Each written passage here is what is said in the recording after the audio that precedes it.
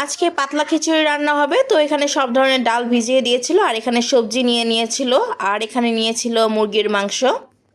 কারণ আমার আম্মু আজকে সবজি দিয়ে একটু পাতলা খিচুড়ি রান্না করবে। আর এখানে নিয়েছিল সয়া বড়ি মুরগির মাংসতে ব্যবহার করার জন্য। এখানে পেঁয়াজ নিয়েছিল, কাঁচামরিচ, রসুন আর কয়েক টুকরো কাঁচামরিচ ফালি করে নিয়েছিল, ধনিয়া পাতা নিয়েছিল। হ্যালো, আসসালামু আলাইকুম everyone, welcome to my another blog. তো সব কিছু রেডি করে এখন আম্মু এখানে মশলাগুলোকে ভালো মতো কষিয়ে নিয়েছিল মুরগির মাংস রান্না করার জন্য। মশলাটা কষানো হয়ে গেলে এখানে মুরগির মাংসগুলো দিয়ে দিয়েছিল, আর এক চুলায় খিচুড়ির জন্য মশলা কষিয়ে নেওয়া হচ্ছিল। আমরা একটু ঝাল খেতে পছন্দ করি, তাই মশলার মধ্যে ঝালের পরিমাণটা বেশি দিয়েছিলাম, আর এখানে সবজিগুলোকে ধুয়ে নেওয়া হচ্ছিল। তো ফাইনালি মশলার মধ্যে সবজি, ভিজিয়ে রাখা চাল ডাল সব কিছু একত্রে মিক্সড করে এরপরে পানি দিয়ে দেওয়া হয়েছিল রান্না করার জন্য। এই তো দেখো বন্ধুরা, আম্মুর খিচুড়ি রান্না করা হয়ে গেছে।